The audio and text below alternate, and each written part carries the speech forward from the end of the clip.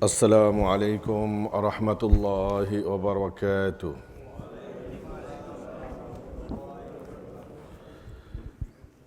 إن الحمد لله نحمده ونستعينه ونستغفره ونؤمن به ونتوكل عليه ونعوذ بالله من شرور أنفسنا ومن سيئات أعمالنا. من يهده الله فلا مضل له ومن يضلله فلا هادي له ونشهد أن لا إله إلا الله وحده لا شريك له ونشهد أن سيدنا ونبينا وعظيمنا وشفيعنا وحبيبنا ومولانا محمد أرسله الله بالحق بشيرا ونذيرا وداعيا إلى الله بإذنه وسراجا منيرا.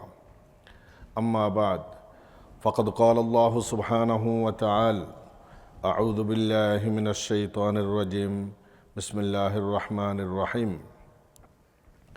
وعلم آدم الأسماء كلها ثم عرضهم على الملائكة فقال أنبئوني بأسماء هؤلاء إن كنتم صادقين. قالوا سبحانك لا علم لنا إلا ما علمتنا إنك أنت العليم الحكيم. قال يا آدم أنبئهم بأسمائهم فلما أنبأهم بأسمائهم قال ألم أقل لكم إني أعلم غيب السماوات والأرض وأعلم ما تبدون وما كنتم تكتمون. وإذ قلنا للملائكة اسجدوا لآدم فسجدوا إلا إبليس أبى واستكبر وكان من الكافرين. صدق الله العلي العظيم. সম্মানিত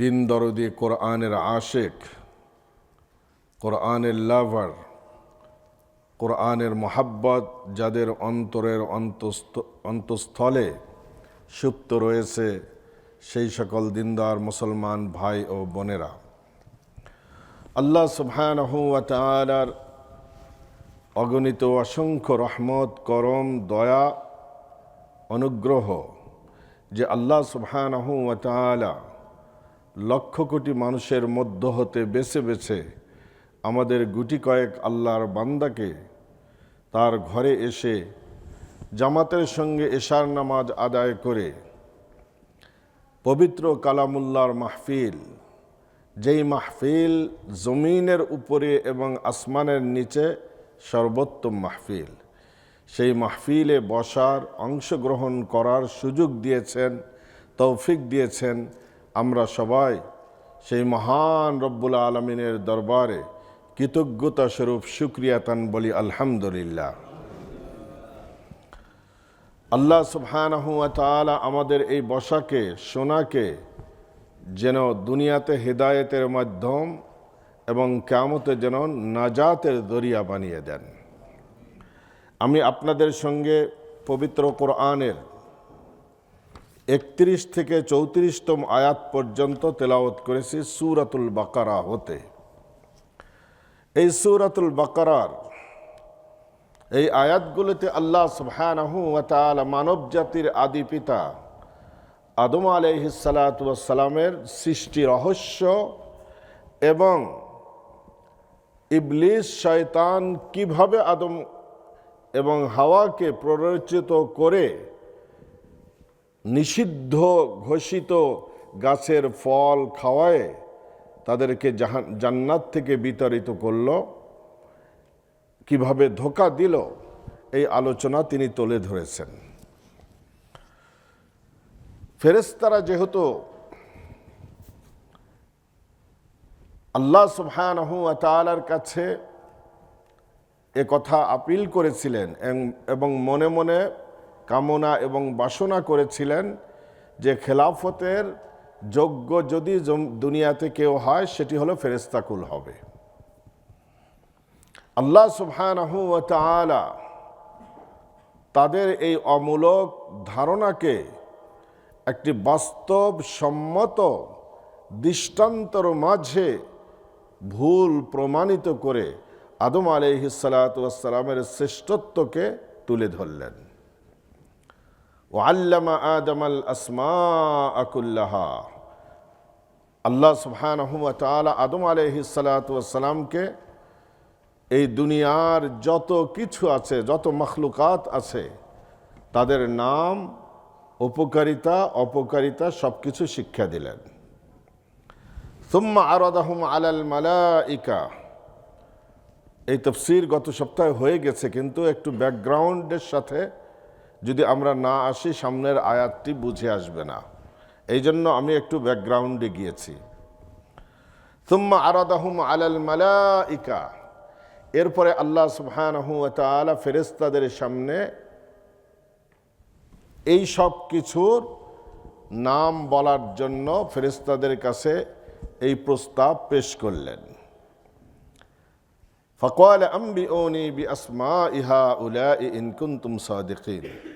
তোমরা যদি তোমাদের দাবিতে, ধারণাতে যদি সত্যবাদী হয়ে থাকো, তাহলে তোমরা এই জমিনের যে সমস্ত জিনিসপত্র আছে, যে সমস্ত মখলুকাত আছে, সৃষ্টি জগৎ আছে, গাছপালা আছে, তৃণলতা আছে, জীবজন্তু আছে, পশু পাখি আছে, মাছ আছে, এগুলোর নাম, উপকারিতা, অপকারিতা বলে দাও।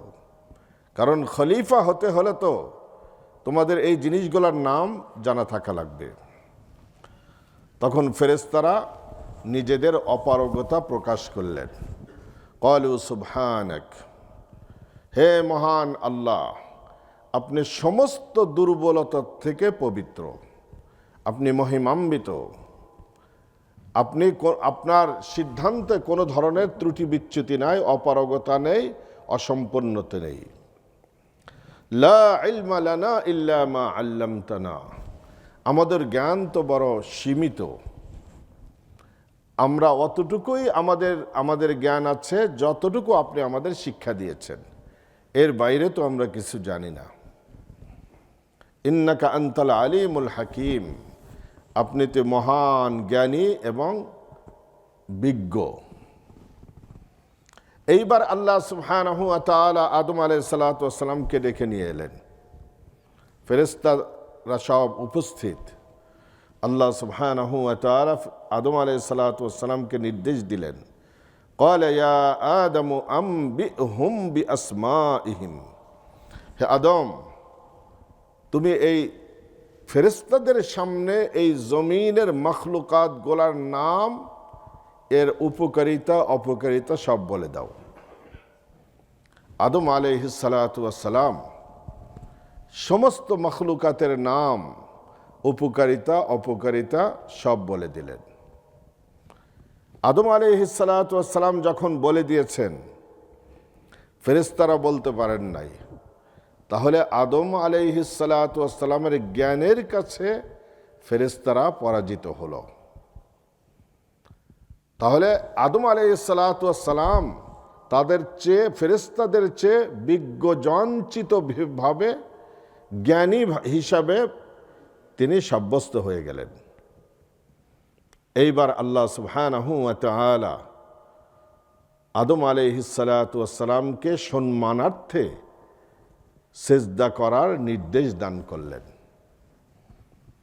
যে তোমরা যখন আদম আলাইহিস সালাতু ওয়াস সালামের জ্ঞানের কাছে পরাজিত হয়েছ, এখন তোমরা আদমকে সম্মানার্থে সিজদা করো।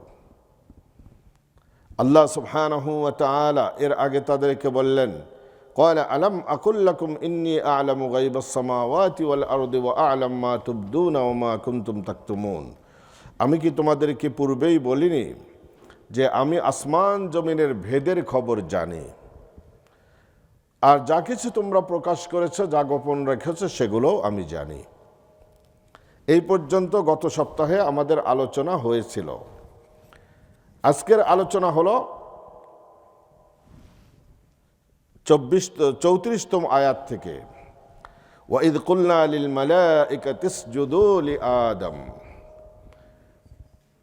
ওই সময় স্মরণ উপযোগী যখন আমি ফেরেশতাদেরকে বললাম উসজুদু লিআদম, কমান্ডিং ভার্ব দিয়ে তোমরা আদমকে সিজদা করো।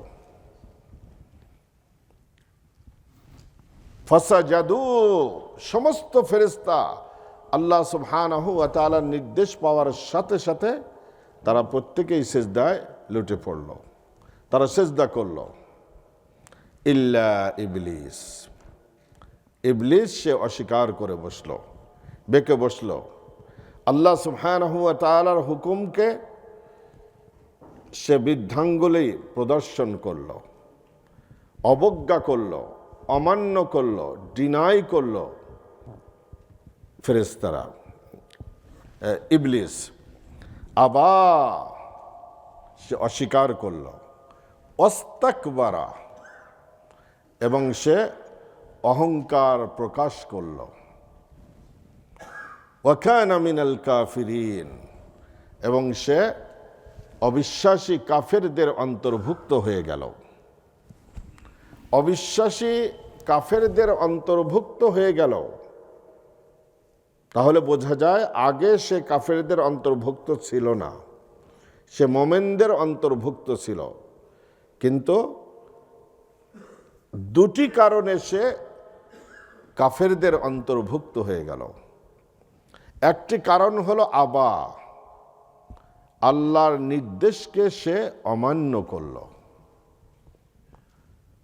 আল্লাহ সুবহানাহু ওয়া তাআলা সেখানে কিন্তু অনেকগুলো সিজদা করতে বলেন নাই, সিজদা করতে বলেছেন শুধুমাত্র একটা সিজদা। একটা সিজদা না করার জন্য ইবলিস সে কাফেরদের অন্তর্ভুক্ত হয়ে গেল। এটি হলো প্রথম কারণ। আর আমাদেরকে আল্লাহ সুবহানাহু ওয়া তাআলা কতগুলো সিজদা করতে বলেছেন? প্রতিদিন কয় রাকাত নামাজ, কয় ওয়াক্ত নামাজ? 5 ওয়াক্ত। 5 ওয়াক্তে কত রাকাত? 17 রাকাত। প্রতি রাকাতে কয়টা সিজদা করতে হয়? 2টা। তাহলে 17 দোকানে দুগুণ কয়টা?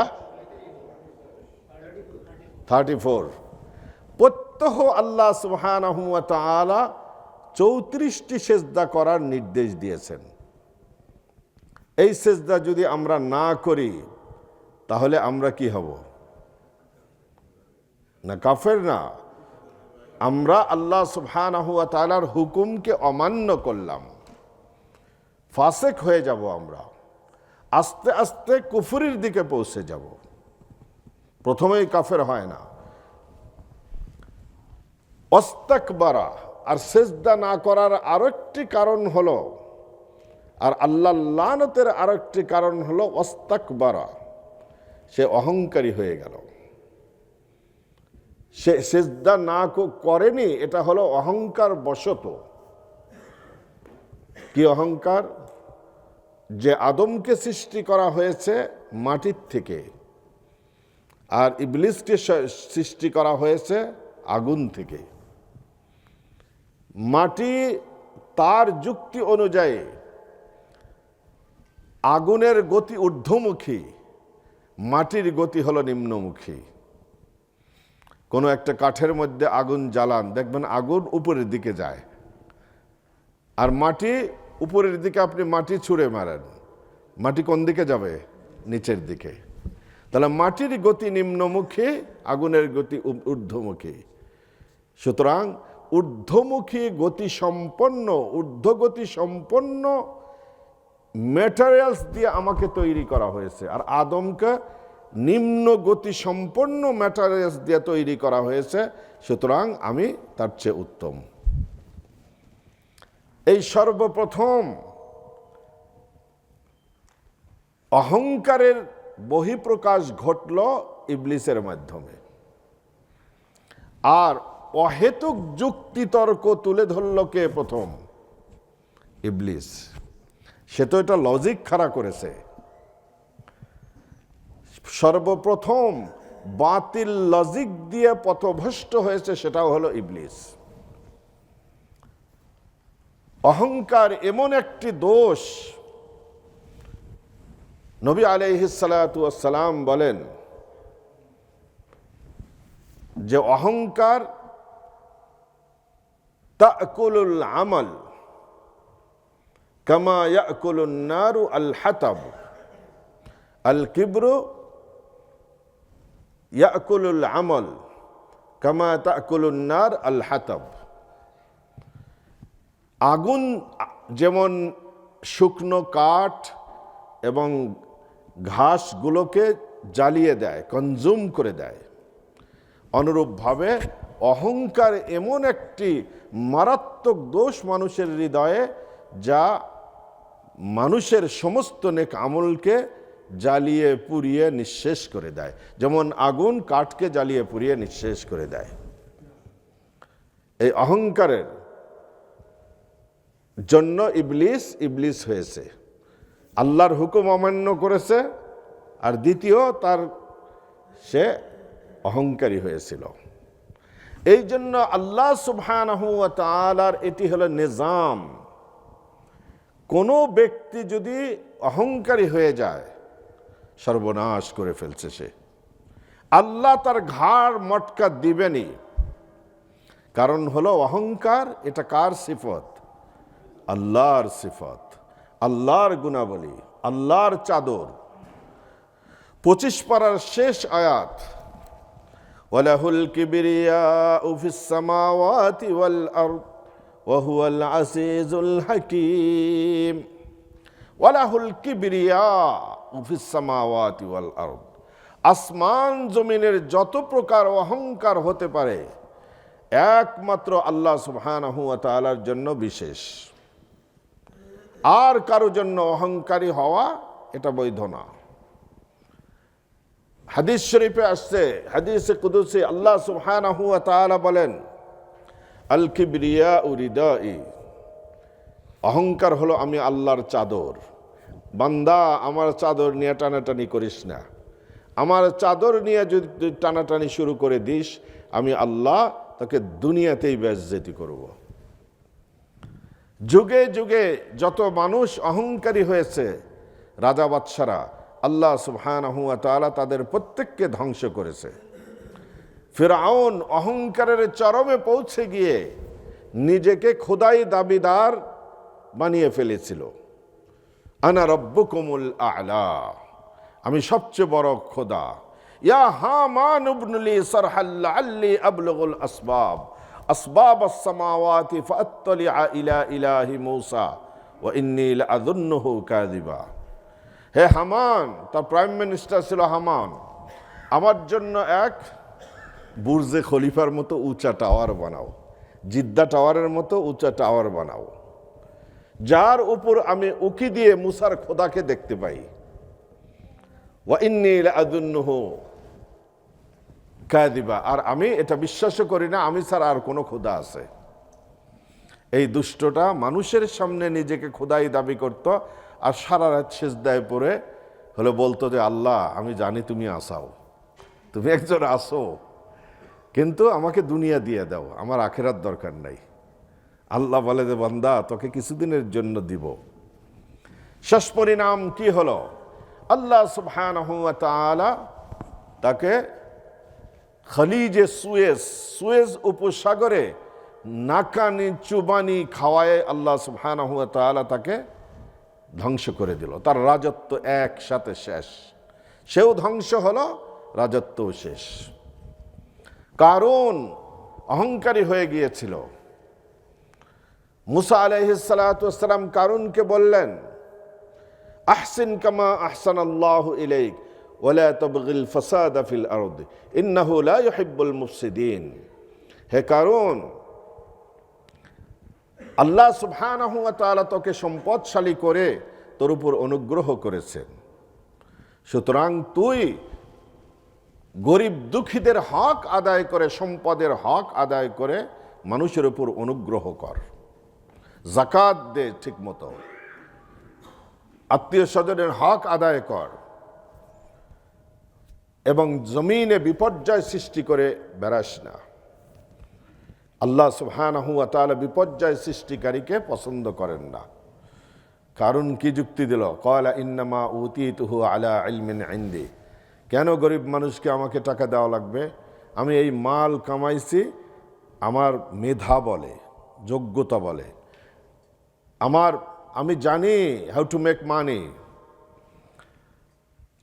আমি বিজনেস পলিসি জানি, সুতরাং আমার মেধা দিয়ে আমি মাল কামিয়েছি, কেন মানুষকে দেওয়া লাগবে? এটি হলো একটি দোষ ছিল। আর একটি দোষ হলো মুসা আলাইহিস সালাতু ওয়াস সালামের সঙ্গে চ্যালেঞ্জ গ্রহণ করেছিল, অহংকারী হয়েছিল। আল্লাহ সুবহানাহু ওয়া তাআলা জমিনকে নির্দেশ দিলেন, জমিন ওকে গ্রাস করে ফেল।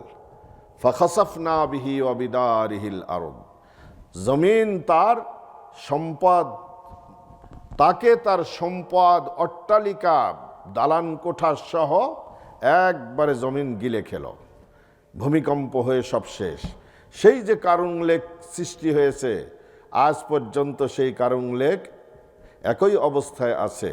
কায়রো শহর থেকে 103 কিলোমিটার দক্ষিণ দিকে আল ফাইয়ুম ডিস্ট্রিক্ট আছে, ইজিপ্টের একটা ডিস্ট্রিক্ট, সেখানে হলো বুহাইরা কারুন লেক।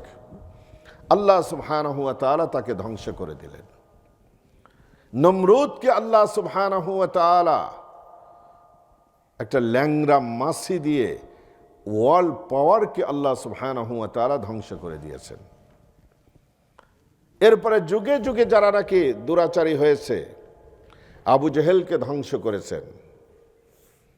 এরপরে সমকালীন যুগে হিটলারের মতো মানুষ, আল্লাহ সুবহানাহু ওয়া তাআলা তাকে ধ্বংস করেছেন। এরপরে আল্লাহ সুবহানাহু ওয়া তাআলা মুসলিনীকে ধ্বংস করেছেন, পারস্য সাম্রাজ্যকে ধ্বংস করেছেন, রোম সাম্রাজ্যকে ধ্বংস করেছেন। যখন শেষের দিকে মুসলিম সাম্রাজ্যগুলাও অহংকারী হয়ে গেছে, বিলাসিতার চরমে পৌঁছে গেছে, আল্লাহ সুবহানাহু ওয়া তাআলা মুসলিম সাম্রাজ্যকেও ধ্বংসের অতল গহ্বরে নিমজ্জিত করে দিয়েছেন। আর সমকালীন যুগে তো আর বলাই লাগে না, তাই না? একদম চোখের সামনে ফেরাউনের যুগ তো দেখি নাই আমরা। দেখছেন ফেরাউনের যুগ? লেডি ফেরাউনের যুগ দেখেছেন আপনারা, পুরুষ ফেরাউনের যুগ দেখেন নাই। আল্লাহ সুবহানাহু ওয়া তাআলা দুনিয়াবাসীকে দেখা দিলেন যে অন্যায়ের পরিণাম কেমন হয়ে থাকে। আল্লাহ সুবহানাহু ওয়া তাআলা দুনিয়াবাসীর চোখে আঙ্গুল দিয়ে দেখা দিলেন যে 16 বৎসরের রানী এমনভাবে পালাতে হলো যে দুপুরের 8 রকম না 12 রকমের তরকারি রান্না করা, সেই খাবারটাও নসিবে হলো না, খাবার ধুয়ে এক কাপড় নিয়ে পালাতে হলো। এটি হলো আল্লাহ সুবহানাহু ওয়া তাআলা অহংকারীদের পরিণাম আল্লাহ পাক এমন করেন। এটার দ্বারা আল্লাহ আমাদেরকে সবক দেন যে বান্দা, তোর যোগ্যতা অনুযায়ী যে তুই অহংকারী হয়ে থাক। আর সবচেয়ে আশ্চর্যের ব্যাপার হলো, এই অহংকারীদের পতনের পরে অনুসারীদের যদি অনুশোচনা না জাগে, তাহলে বুঝবেন যে এটাও ধ্বংসের দ্বার প্রান্তে যাবে কয়েকদিন পরে। এই লেডি ফেরাউন যে দুনিয়ার থেকে যখন দেশ থেকে বিতাড়িত হলো, এর অনুসারীদের 99% মধ্যে কোনো অনুশোচনা জাগে নাই। তারা যে ভুল করেছে কথাটা স্বীকারও করে না, বিশ্বাসও করে না তারা। এদের জন্য ধ্বংস অনিবার্য। আল্লাহর কুদরতের নিজাম এমনই, কেউ যদি থেকে থাকেন আর যারা শুনতেছেন তারা তওবা করেন, আল্লাহর কাছে তওবা করে ফিরে আসেন, আর কোনোদিন নিজেও জুলুম করব না, জুলুমবাজদের কোনো সহযোগিতাও করব না। যদি ফিরে আসেন তাহলে আল্লাহর পাকড়াও থেকে বাঁচতে পারবেন। ইন্না রাব্বাকা লাবিল মিরসাদ। দেখেন ফিরআউনকে আল্লাহ যখন ধ্বংস করেছিলেন, পুরা ক্যাবিনেট ধ্বংস হয় নাই, কিন্তু এমন দুনিয়ার ইতিহাসকে ব্রেক করে যে একটা এত বৎসরের রাজত্ব, এভরি সিঙ্গেল ক্যাবিনেট মেম্বার যে পলায়, দুনিয়ার ইতিহাসে এর আর দৃষ্টান্ত নাই। এমন লজ্জাজনক, এমন অপমানজনক পরিণতি আল্লাহ সুবহানাহু ওয়া তাআলা গোটা বিশ্ববাসীকে আল্লাহ সুবহানাহু ওয়া তাআলা দেখালেন। শুধু আমাদের দেশের কথা নয়, অন্যান্য দেশেও এখন এটা এক্সাম্পল হয়ে গেছে। ইন্ডিয়ার বড় বড় পার্লামেন্ট মেম্বার যারা আছে তারাও বিজেপিকে সম্বোধন করে তারা এখন বলতেছে যে হাসিনার থেকে শিক্ষা নাও, হাসিনার থেকে শিক্ষা গ্রহণ করো। অন্যান্য দেশের তারাও এ কথা এক্সাম্পল দিচ্ছে এখন। এই জন্য দেখেন, এই জন্য যে কোনো পাপীর অপরাধ যখন চরমে পৌঁছে যায় আল্লাহর পক্ষ থেকে এই ধরনের ফয়সালা এসে যায়। আমরাও যদি কোনো জুলুমের শিকার যদি জালেম হয়ে বসি, অহংকারী হয়ে বসি, আল্লাহ আমাদেরও ঘাড় মটকা দিবেন। এই জন্য শয়তান হয়েছে আবা ওয়াস্তাকবারা, অহংকারী হওয়ার জন্য। সে অহংকারী হয়েছিল। ওয়াকানা মিনাল কাফিরিন, সে কাফেরদের অন্তর্ভুক্ত হয়ে গেল। এখন প্রশ্ন জাগে যে ফেরেশতাগণ তাদের তো সৃষ্টি হয়েছে নূর দিয়ে, মানুষের সৃষ্টি হয়েছে মাটির থেকে, জিন্নাতদের সৃষ্টি হয়েছে আগুনের লেলিহান শিখা থেকে। ইবলিস সে কি ফেরেশতা ছিল শয়তান হওয়ার আগে, নাকি অন্য কোনো জাতি ছিল? এটা হলো একটা প্রশ্ন। ওলামাদের মাঝে, মুফাসসিরিনে কেরামদের মাঝে দুটি গ্রুপ আছে, দুটি ওপিনিয়ন আছে। কিছু কিছু ওলামায়ে কেরাম স্কলার তারা বলেছেন যে ইবলিস সে ফেরেশতাদেরই অন্তর্ভুক্ত ছিল। তাদের দলিল কি? ফাসাজাদাল মালাইকাতু কুল্লুহুম আজমাউন ইল্লা ইবলিস, সমস্ত ফেরেশতারা সিজদা করেছে ইবলিস ছাড়া। এটাকে আরবি গ্রামারের পরিভাষায় বলা হয় হলো ইস্তেসনা। ইস্তেসনা মানে হলো কি, কোনো একটি জিনিসের থেকে দুই একটি সদস্যকে বের করে নেওয়া। যেমন জা আল কওমু ইল্লা যাইদুন, যে পুরা গোত্র চলে আসছে কিন্তু শুধুমাত্র জায়েদ নামক ব্যক্তিটা আসে নাই। তাহলে জায়েদ নামক ব্যক্তিকে কওমের অন্তর্ভুক্ত না? অন্তর্ভুক্ত। এই ইস্তেসনা অর্থাৎ এক্সিট করে নিয়ে আসা, আলাদা করে কোনো সদস্যকে বড় গ্রুপ থেকে নিয়ে আসা, এটা হলো দুই প্রকার আছে। একটা হলো ইস্তেসনা, ওলামায়ে কেরামদের কথা তাও আপনাদের সামনে বলছি, ইস্তেসনা মুত্তাসিল।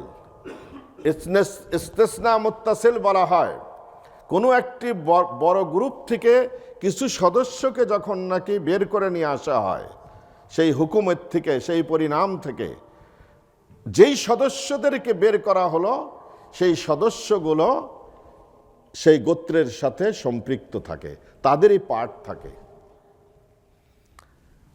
আর যদি এ কথা বলা হয় জা আল কওমু ইল্লা হিমারান, পুরা জাতি আসছে কিন্তু গাধাটাকে রেখে আসছে, ঘোড়াটাকে রেখে আসছে, তাহলে ঘোড়া আসে নাই। ঘোড়া কি এই জাতির মধ্যে অন্তর্ভুক্ত? জাতির মধ্যে অন্তর্ভুক্ত না, কারণ ঘোড়া মানব জাতির না। এটাকে বলা হয় হলো ইস্তেসনা মুনফাসিল। কিছু কিছু মুফাসসিরিনে কেরাম বলেছেন যে ফাসাজাদাল মালাইকাতু কুল্লুহুম আজমাউন ইল্লা ইবলিস, যে সমস্ত ফেরেশতারা সিজদা করেছেন কিন্তু ইবলিস করেনি। তারা বলেন যে এটা হলো ইস্তেসনা মুত্তাসিল। ইস্তেসনা মুত্তাসিল যদি হয় তাহলে ইবলিস ফেরেশতাদের জাতির অন্তর্ভুক্ত। এই জন্য তারা বলেছেন যে ফেরেশতাদের অন্তর্ভুক্ত ইবলিস, ফেরেশতা ছিলেন। তবে অধিকাংশ মুফাসসিরিনে কেরাম ওনারা বলেছেন যে না, এই ইস্তেসনা এটা মুত্তাসিল না, এটা হলো ইস্তেসনা মুনফাসিল। যেমন জা আল কওমু ইল্লা হিমারান, যে পুরা জাতি আসছে শুধু ঘোড়াটাকে, গাধাটাকে রেখে আসছে, তো ঘোড়া গাধা এই জাতির মাঝে অন্তর্ভুক্ত না। তো ফাসাজাদাল মালাইকাতু, সমস্ত ফেরেশতারা সিজদা করেছেন ইল্লা ইবলিস, তবে ইবলিস করেনি। ইবলিস এদের অন্তর্ভুক্ত ছিল না। এই গ্রুপের মাঝে যারা আছেন তারা হলেন হাসান বসরি রাহিমাহুল্লাহ, কতাদা রাদিয়াল্লাহু আনহু, ইমাম জমখশারি জারুল্লাহ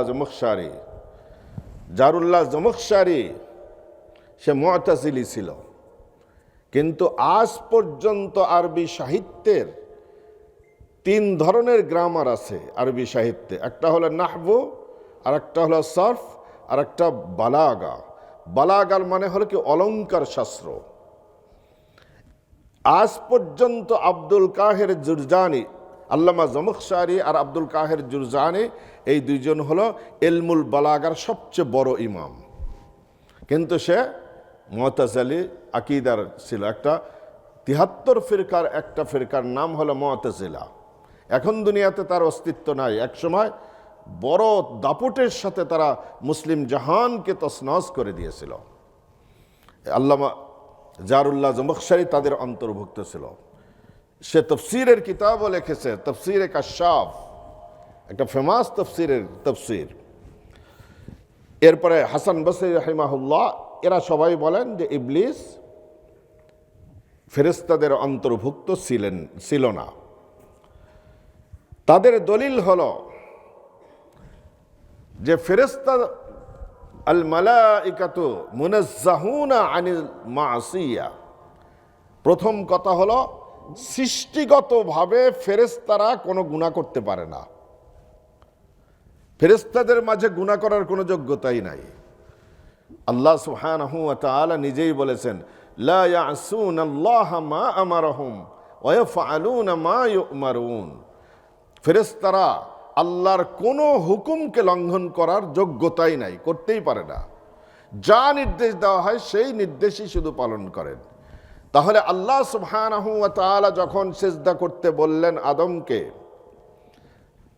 সেই সময় ফেরেশতারা সিজদা করলেন। ইবলিস সে কি সিজদা করেছিল? বরং চ্যালেঞ্জ ছুড়ে দিল, যুক্তি তর্ক খাড়া করলো। সুতরাং এটা কি গুনাহ? ইবলিস যে কাজটা করেছিল এটা গুনাহ ছিল নাকি গুনাহ ছিল না? তাহলে বোঝা গেল যে সে ফেরেশতাদের অন্তর্ভুক্ত না, কারণ ফেরেশতাদের অন্তর্ভুক্ত হলে সে গুনাহ করতে পারে না। 2 নম্বর হলো আল্লাহ সুবহানাহু ওয়া তাআলা ফেরেশতাদেরকে সৃষ্টি করেছেন নূর দিয়ে, আর ইবলিসকে সৃষ্টি করেছেন আগুন দিয়ে। আগুনের ম্যাটেরিয়ালস একরকম, নূরের ম্যাটেরিয়ালস হলো আর এক রকম।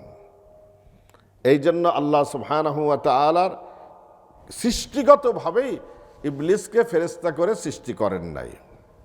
3 নম্বর হলো ফেরেশতাদের কি সন্তানাদি আছে? জিবরিল আমিনের কয়জন ছেলে মেয়ে? নাম জানেন না জিবরিল আমিনের ছেলে মেয়েদের?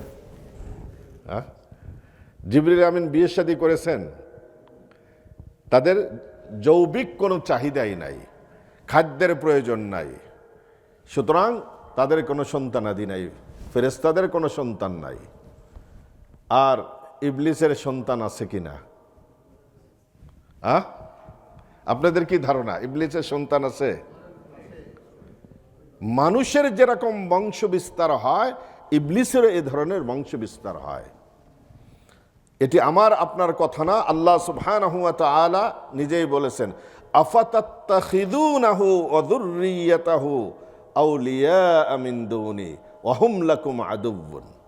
আফাতাত্তাখিযুনাহু ওয়া যুররিয়াতাহু, তারা কি ইবলিসকে এবং তার সন্তানাদিকে আমি আল্লাহ ছাড়া তাদেরকে বন্ধু বানিয়ে নিয়েছে?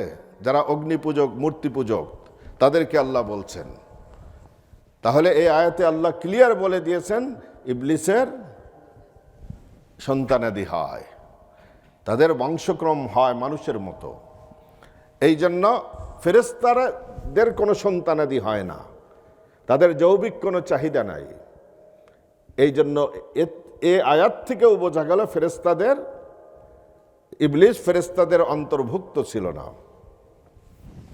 আর সবচেয়ে বড় কথা হলো আল্লাহ সুবহানাহু ওয়া তাআলা সূরাতুল কাহফের 50তম আয়াতে ক্লিয়ারলি বলে দিয়েছেন, ইল্লা ইবলিস কানা মিনাল জিন্নি। ইবলিস সে জিনদের অন্তর্ভুক্ত ছিল। ফাফাসাকা আন আমরি রাব্বিহি, সে তার রবের হুকুমকে অমান্য করার কারণে কাফের হয়ে গেছে। তাহলে এখানে ক্লিয়ারলি আল্লাহ সুবহানাহু ওয়া তাআলা বলে দিয়েছেন যে ইবলিস কি করে নাই, জিনদের অন্তর্ভুক্ত, সে ফেরেশতাদের অন্তর্ভুক্ত ছিল না। এখন তাহলে একটা মারাত্মক প্রশ্ন জাগে, ওয়াইদ কুলনা লিল মালাইকাতি ইসজুদু, এ কথা তো প্রমাণিত হয়ে গেল যে ইবলিস ফেরেশতাদের অন্তর্ভুক্ত না।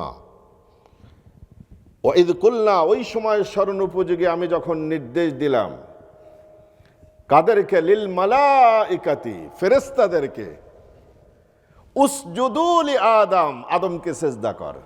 তাহলে তো হুকুম দেওয়া হয়েছে ফেরেশতাদেরকে, আর ইবলিস তো ফেরেশতাদের অন্তর্ভুক্ত না, তাহলে তো ও ইবলিসকে হুকুম দেওয়া হয় নাই সেজদা করার। প্রশ্ন জাগে কিনা? এটা একটা মারাত্মক প্রশ্ন এখানে দাঁড়া যায়। এখন সেজদা কি শুধুমাত্র মালাইকা ফেরেশতাদেরকে করতে বলা হয়েছিল, নাকি অন্য কোনো জাতি অন্তর্ভুক্ত ছিল? সেই সময় যত মখলুক ছিল সেজদার নির্দেশটা তাদেরকেই দেওয়া হয়েছে, প্রত্যেককে দেওয়া হয়েছিল।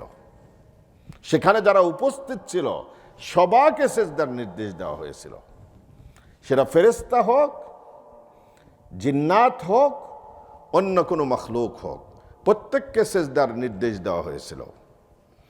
তাহলে আবার প্রশ্ন জাগে, সবাইকেই যদি সেজদার নির্দেশ দেওয়া হয়, আয়াতে তাহলে মেনশন করা হলো না কেন? আয়াতে শুধু ফেরেশতাদের কথা মেনশন করা হলো। দেখেন, একটা দেশের রাষ্ট্রপ্রধান যখন একটা ডেলিগেট নিয়ে আরেকটি দেশে যান, সেখানে একটা কন্ট্রাক্ট সাইন হয়। এই সাইনটা করেন কে? রাষ্ট্রপ্রধান করেন সাইন, অথবা তার প্রতিনিধি করেন। কিন্তু সেই সাইনটা কি শুধু তার ব্যক্তিগত সাইন, নাকি একটা রাষ্ট্রের প্রতিনিধি হিসাবে? রাষ্ট্রের প্রতিনিধি হিসাবে সাইন করেছেন। 67 সালের যুদ্ধের পরে ইসরায়েলের সাথে আনোয়ার সাদাতের ক্যাম্প ডেভিড চুক্তি হলো। এই চুক্তিটা কি আনোয়ার সাদাত ব্যক্তিগত করেছে, নাকি ইজিপ্ট একটা রাষ্ট্রের পক্ষ থেকে করেছে? কিন্তু এর নাম কি? এর নাম হলো আনোয়ার সাদাত হলো সাইন করেছে। আনোয়ার সাদাতের সাথে ইসরায়েলের চুক্তি হয়েছে। এরপরে ইসরায়েলকে স্বীকৃতি দেওয়ার জন্য যে ব্রিটিশ ফরেন মিনিস্টার, তার নাম কি যেন,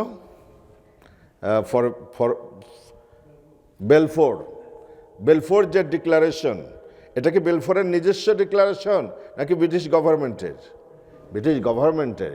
কিন্তু সেই চুক্তির নাম কি? এটা কি বেলফোর হলো চুক্তি, সেটাকে বলা হয়। তাহলে নাম আসে একজনের, কিন্তু তার ভিতর পুরা জাতি অন্তর্ভুক্ত আছে। ফেরেশতারা যেহেতু ওই সময়ের আদমকে, এখনো পর্যন্ত আদম আলাইহিসসালাতু ওয়াসসালামের উপর শরীয়তের বিধান আসে নাই, আদমের শ্রেষ্ঠত্ব প্রমাণিত হয়ে গেছে। সেজদাটাকে তো আল্লাহ পাককে সেজদা করবে না, আদমকে সেজদা করবে। তাহলে আদমের বিসাইড যত মখলুক সেখানে উপস্থিত ছিলেন, তার মধ্যে প্রতিনিধিত্বকারী যোগ্যতা ছিল ফেরেশতাদের। উত্তম মখলুক ছিল হলো ফেরেশতাগণ। সেই জন্য আল্লাহ সুবহানাহু ওয়া তাআলা এই ফেরেশতাগণের নাম বলেছেন। নইলে নির্দেশ সবার উপরই ছিল, ফেরেশতাদের উপরে ছিল, জিন্নাতদের উপরে ছিল, যারা উপস্থিত ছিল। তাহলে ফেরেশতাগণ সেজদা করলেন, যেহেতু গুনাহ করার যোগ্যতা নাই, আর ইবলিস সে সেজদা করল না। এইবার যখন সেজদা করল না, আল্লাহ সুবহানাহু ওয়া তাআলা কি ইবলিসের উপর খুশি হবেন, নাকি আল্লাহ সুবহানাহু ওয়া তাআলা তার উপর অসন্তুষ্ট হবেন? ডাইরেক্ট আল্লাহ সুবহানাহু ওয়া তাআলার হুকুমকে অমান্য করছেন। এই জন্য সে কাফের হয়ে গেল। আর আমরা কি আল্লাহ সুবহানাহু ওয়া তাআলাকে ডাইরেক্ট চোখে দেখেছি? আল্লাহ সুবহানাহু ওয়া তাআলার সাথে আমাদের ডাইরেক্ট কথা হয়েছে। এই জন্য কেউ যদি সিজদা না করে সে ডাইরেক্ট কাফের হয় না, সে ফাসেক হয়ে যায়। তবে তার এই ফাসেকই আস্তে আস্তে কুফরির দিকে টেনে নিয়ে যায়। এক সময় সে দেখবেন যে নিজে তো সিজদা করবে না, আবার এইটা নিয়ে আর্গুমেন্ট করবে। একদিন নিউ ইয়র্কে একজন ভাই আছেন, মুসলমান ভাই, আল্লাহ তাকে হেদায়েত দান করেন। তারপরে সে আমি কিছু কাজ নিয়ে গেছি, যাওয়ার পরে আমাকে বলতেছে, হুজুর আপনি কয়েক তো নামাজ পড়ান। তা আমি বললাম যে আপনি মুসলমান মানুষ, এটা প্রশ্ন হলো, মসজিদে কয়েক তো নামাজ হয়, আল্লাহ কয়েক তো ফরজ করেছে, সেই কয়েক তোই পড়ে। এইটাই তো আসল রহস্য। মুসলমানরা যে বর্তমান এই চ্যালেঞ্জিং দুনিয়াতে যে পিছা আছে, এই নামাজের কারণে পিছা আছে। মুসলমানদের টাইম তো নামাজ পড়েই শেষ হয়ে যায়, আর কাজ করবে কখন?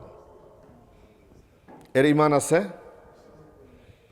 তাহলে দেখেন, নামাজ না পড়তে পড়তে সে কোন জায়গায় যায় ঠেকেছে। নামাজকে মুসলমানদের উন্নতির প্রতিবন্ধকতা তার অন্তরে প্রতিষ্ঠিত হয়ে গেছে। এই জন্য এই ফাসেকি, আল্লাহর হুকুমকে অমান্য করা, এটা ফাসেকি, কবিরা গুনাহ। এইটার উপর অভ্যস্ত হতে হতে এটা কুফরি পর্যন্ত মানুষ পৌঁছে যায়। আর যেহেতু আমরা আল্লাহকে দেখি নাই, এই জন্য প্রথমবারই সে কাফের হয় না। তবে হ্যাঁ, যদি এটাকে অবিশ্বাস করে, অস্বীকার করে, তুচ্ছ তাচ্ছিল্যতার সাথে যদি সে সেজদা না করে, সে কাফের হয়ে যাবে সাথে সাথেই। আল্লাহ সুবহানাহু ওয়া তাআলা পবিত্র কোরআনে এ ঘটনাকে তুলে ধরে আল্লাহ পাক বলতেছেন, قال فاهبط منها فما يكون لك أن تتكبر فيها فاخرج إنك من الصاغرين قال فاهبط منها। ধিক্কারের সাথে আল্লাহ নির্দেশ দিলেন, তুই আমার জান্নাত থেকে বের হয়ে যা, এখান থেকে বের হয়ে যা। ফামা ইয়াকুনু লাকা আন তাতাকাব্বারা ফিহা, তোর জন্য এখানে অহংকার প্রকাশ করার জায়গা এই জান্নাত না। কোনো অহংকারী এই জান্নাতে থাকতে পারে না। ফখরুজ, বের হ তাড়াতাড়ি। ইন্নাকা মিনাস সাগিরিন, তুই ধিক্কৃত, অপমানিত, অপদস্থদের অন্তর্ভুক্ত হয়ে যাবে। অন্য আয়াতে আল্লাহ সুবহানাহু ওয়া তাআলা বলেন, ক্বালা ফখরুজ মিনহা মাযমুমান মাদহুরা। আল্লাহ আদেশ করলেন, তুই ধিক্কৃত এবং অভিশপ্ত অবস্থায় এই জান্নাত থেকে বের হয়ে যা। লামান তাবিআকা মিনহুম লাআমলাআন্না জাহান্নামা মিনকুম আজমাইন। কিছু মানুষ তোর অনুসারী হবে, যারা তার অনুসারী হবে, ফলোয়ার হবে, তাদের এবং তোকে দিয়ে আমি আল্লাহ আমার জাহান্নামকে পরিপূর্ণ করব। এরপরে আল্লাহ সুবহানাহু ওয়া তাআলা যখন তাকে নির্দেশ দিলেন বের হয়ে যাওয়ার জন্য, অন্য আয়াতে আল্লাহ সুবহানাহু ওয়া তাআলা ইবলিসকে বললেন, ক্বালা মা মানাআকা আন তাসজুদা লিমা খালাকতু বিয়াদাইয়া। ইবলিস, আমি আল্লাহ যে আদমকে নিজ হাতে, কুদরতের হাতে সৃষ্টি করেছি, আমি আল্লাহ তাকে সিজদা করার নির্দেশ দিলাম, কোন জিনিস তোকে এই সিজদার থেকে বিরত রাখলো? আল্লাহ সুবহানাহু ওয়া তাআলা তাকে প্রশ্ন করলেন, আস্তাকবারতা আম কুনতা মিনাল আলিন, তুই কি অহংকারী হয়ে গিয়েছিস? আম কুনতা মিনাল আলিন, অথবা তুই উচ্চ মর্যাদা সম্পন্ন ব্যক্তিদের অন্তর্ভুক্ত হয়ে গিয়েছিস? এইবার ইবলিস যুক্তিতর্ক দেখালো যে ক্বালা আনা খায়রুম মিনহু, আমি তার থেকে উত্তম। কিভাবে উত্তম? খালাকতানি মিন নারিন ওয়া খালাকতাহু মিন তিন, যে আমাকে আগুন থেকে সৃষ্টি করা হয়েছে, তাকে মাটি থেকে সৃষ্টি করা হয়েছে। আর মাটির মর্যাদা আগুনের চেয়ে নিম্নমুখী, যেহেতু তার গতি হলো নিম্নমুখী। অথচ এই বেকুফের এই লজিকটা সম্পূর্ণ হলো ভুল ছিল, ভ্রান্ত ছিল। কিভাবে? মাটি যে আগুনের চেয়ে উত্তম। দেখেন, আপনি ঘর বাড়ি দালান কোঠা আগুনের মধ্যে বানানো যায়? মাটির মধ্যে বানানো যায় কিনা? মাটির মধ্যে কিছু ফসলাদির বীজ নিয়ে আগুনের ভিতর ছেড়ে দিলেন, কি হবে? একদম সুন্দর গাছপালা হবে না? পুরে ভস্ম হয়ে যাবে। আর এই বীজগুলাকে আপনি জমিনের ভিতরে রেখে দেন, কয়দিন পরে মাশা আল্লাহ সুজলা সুফলা শস্য শ্যামলায় ভরপুর হয়ে যাবে এগুলো। তাহলে জমিনের ভিতর বর্ধিত হয়, আগুনের ভিতর হলো ধ্বংস হয়ে যায়। আর মানুষের আগুন বেশি প্রয়োজন নাকি জমিন বেশি প্রয়োজন? সারাদিন আগুনের তাপ নিতে হয় আমাদের, সারা বছর সারাদিন শুধু রান্নাই করবেন আগুন দিয়ে, সুবহানাল্লাহ। নাকি প্রতিটা সেকেন্ড বেঁচে থাকার জন্য মাটির প্রয়োজন? মাটির প্রয়োজন, মাটির প্রয়োজন আগুনের চেয়ে অনেক বেশি। এই ইবলিস সেই যুক্তি তর্কতে হলো ভুল যুক্তি খাড়া করেছিল। এখন দুনিয়াতে যারা নাকি নাস্তিক্যবাদের বিশ্বাসী, তারা দেখবেন অনেক যুক্তি দেয়, সবগুলা যুক্তি হলো ইবলিসের মতো ভ্রান্ত যুক্তি, বাস্তবতার সাথে তার কোনো মিল নাই। এই যে এই মুসলমান ভাই যিনি যুক্তিতর্ক দেখালেন যে মুসলমানরা নামাজ পড়ে সমস্ত টাইম হলো নষ্ট করে ফেলে। দেখেন, একটা মানুষের যে হিউম্যান বিং বডি আছে, এই বডিকে যদি নামাজের সাথে, অজুর সাথে আপনি যদি এটাকে তুলনা করেন, নামাজ যে মানুষের জন্য কতটুকু হেল্পফুল এটা বুঝে আসবে। একটা মানুষ সেই ভোর 5টাতে ফজরের নামাজ পড়ে কাজে দাঁড়িয়ে গেছে, অফিসে কাজ করতেছে, মনে করেন যে অ্যাকাউন্টেন্ট, সিপিএ, অডিটর, অথবা কোনো কনস্ট্রাকশনের জব করছে, কোনো অড জব করছে, কাজ করতে করতে ক্লান্ত হয়ে গেছে। এখন এক সময় দুপুর পর্যন্ত কাজ করতে করতে তার মেধা কিন্তু আর কাজ করবে না ভালোভাবে, মাথা গরম হয়ে গেছে, শরীর গরম হয়ে গেছে, টেম্পারেচার হাই হয়ে গেছে, এখন আর তার এনার্জি নাই। এই বেচারা যদি ওয়াশরুম করে, যদি সুন্দর করে সুন্নাত মোতাবেক যদি ওযু করে, দেখবেন যে সাথে সাথে তার বডি টেম্পারেচার আবার আগের মতো সতেজ হয়ে গেছে, এনার্জি ফিরে আসছে। এতক্ষণ পর্যন্ত কাজ করতে করতে বডিটা একভাবে ছিল, এখন নামাজের মাঝে সে স্পিরিচুয়ালি ট্রেনিং হলো, তার আল্লাহর সান্নিধ্য লাভ হলো, সাথে সাথে সুন্দর এক্সারসাইজ হয়ে গেল। এইবার বডিটা আরো ভালো ওয়ার্ক করবে। এখন নামাজের পরে যদি কাজে দাঁড়ায়, মনে হবে যে নতুন সতেজ বডি নিয়ে সে কাজে গেল।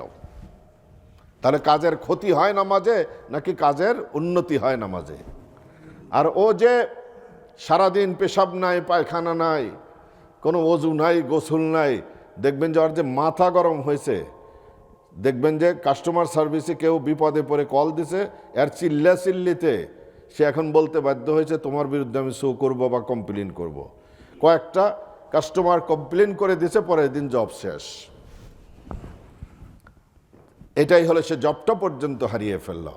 এই জন্য আল্লাহ সুবহানাহু ওয়া তাআলা কুদরতের সিস্টেমকে এভাবেই করে দিয়েছেন। কখন কোন জিনিস করা লাগবে, আল্লাহ সুবহানাহু ওয়া তাআলা মানব জাতির উন্নতির জন্য, স্পিরিচুয়ালি ডেভেলপমেন্ট এবং বডির ডেভেলপমেন্ট, কান্ট্রির ডেভেলপমেন্টের জন্য যে জিনিসটা যখন প্রয়োজন, আল্লাহ সুবহানাহু ওয়া তাআলা সেই বিধানকে তখনই দিয়েছেন। আল্লাহ সুবহানাহু ওয়া তাআলা বললেন,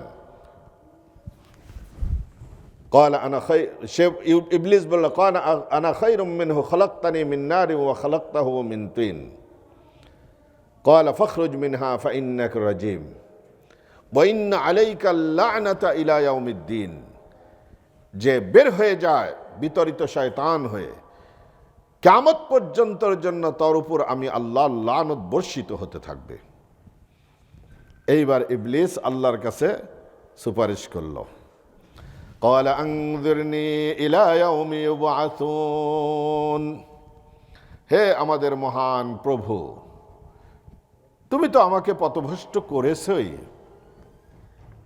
জান্নাত থেকে তো বের করেই দিলা, সুতরাং তুমি আমাকে আনযিরনি ইলা ইয়াউমি ইউবআসুন, কিয়ামত পর্যন্তের জন্য আমার হায়াতটাকে বর্ধিত করে দাও,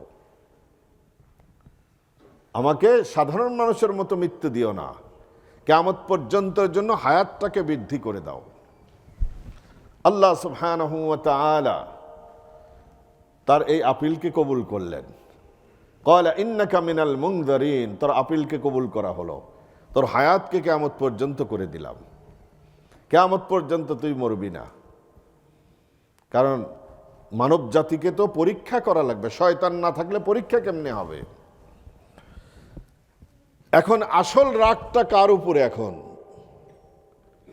কার কারণে সে বিতাড়িত শয়তান হলো? আদম আলাইহিস সালাতু ওয়াস সালাম।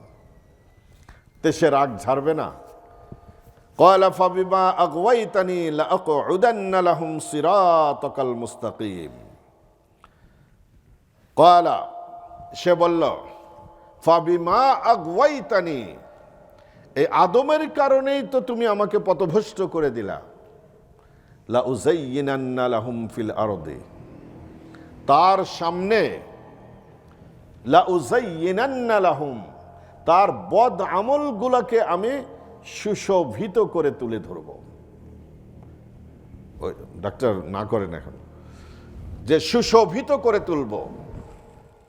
দেখবেন যে সমস্ত হারাম কার্যাবলী এটা মানুষের কাছে হলো সুন্দর ডেকোরেশন করে শয়তান তুলে ধরে, ডেকোরেট করে তুলে ধরে, সুশোভিত করে আকৃষ্ট করে দেয়। ফাবিমা আগওয়াইতানি লাউযায়্যিনান্না লাহুম ফিল আরদি ওয়া লাউগবিয়ান্নাহুম আজমাইন, আর তাদের সমস্ত মানুষকে আমি গোমরাহ করে ছাড়ব। সে চ্যালেঞ্জ দিল অন্য আয়াতে, ক্বালা ফাবিমা আগওয়াইতানি লাআকউদান্না লাহুম সিরাতাকাল মুস্তাকিম, যে আমি তাদেরকে পথভ্রষ্ট করার জন্য প্রতিটি সরল রাস্তায় আমি বসে থাকব। সুম্মা লাআতিয়ান্নাহুম মিন বাইনি আইদিহিম ওয়া মিন খালফিহিম ওয়া আন আইমানিহিম ওয়া আন শামাইলিহিম ওয়া লা তাজিদু আকসারাহুম শাকিরিন, আমি তাদেরকে ধ্বংস করার জন্য, পথভ্রষ্ট করার জন্য, জাহান্নামী বানানোর জন্য তাদের ডান দিক থেকে, বাম দিক থেকে, সামনের থেকে, পিছনের দিক থেকে, সব দিক থেকে আমি আক্রমণ করব। প্রতিটি সিরাতে মুস্তাকিমের রাস্তায় রাস্তায় আমি বসে থাকব তাদেরকে গোমরাহ করার জন্য। সুতরাং ওয়ালা তাজিদু আকসারাহুম শাকিরিন, আর তাদের খুব কম সংখ্যক মানুষকেই তুমি কৃতজ্ঞতা জ্ঞাপনকারী হিসাবে পাবা। আবার ইবলিস জানে যে সব মানুষকে গোমরাহ করতে পারবে না। ইল্লা ইবাদাকা মিনহুমুল মুখলাসিন, তবে তোমার যারা খালেস বান্দা হবে তাদেরকে আমি কিচ্ছু করতে পারবো না, তারা আমার কথা শুনবেন না। আমার সমস্ত চক্রান্তের জালকে তারা হলো ছিন্ন করে তারা তোমাকে মান্য করবে, তারা আপোষ করবে না, আপোষহীন হয়ে থাকবে তারা। অন্য আয়াতে সে কসম খেয়ে বলছে, ক্বালা ফাবিইজ্জাতিকা লাউগবিয়ান্নাহুম আজমাইন, হে রব, ফাবিইজ্জাতিকা, আপনার সত্তার কসম করে বলতেছি, লাউগবিয়ান্নাহুম আজমাইন, তাদের প্রত্যেককেই আমি গোমরাহ করব। ইল্লা ইবাদাকা মিনহুমুল মুখলাসিন, তবে তোমার বান্দাদের মধ্য হতে যারা নাকি মুখলেস, খালেস, তাদেরকে আমি পথভ্রষ্ট করতে পারবো না। ক্বালা ফাল হাক্কু ওয়াল হাক্কা আকুল। আর আমি আল্লাহর পক্ষ থেকেও এ কথা চূড়ান্ত সিদ্ধান্ত হয়ে থাকলো, লাআমলাআন্না জাহান্নামা মিনকা ওয়া মিম্মান তাবিআকা মিনহুম আজমাইন। আমি আল্লাহ তোকে এবং তোর অনুসারীদেরকে দিয়ে জাহান্নামকে পরিপূর্ণ করব। সেই জন্য আল্লাহ সুবহানাহু ওয়া তাআলা বলেন, ইয়া বানি আদম আল্লা তা'বুদুশ শাইতান ইন্নাহু লাকুম আদুউম মুবিন। এটা সূরাতুল ওয়াকিয়ার কয় নম্বর আয়াত, কে বলতে পারেন?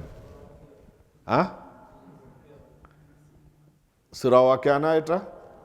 ইয়া বানি আদম আল্লা তা'বুদুশ শাইতান। মাশাআল্লাহ, একটু পরীক্ষা করে দেখলাম যে কয়জনের মুখস্থ আছে।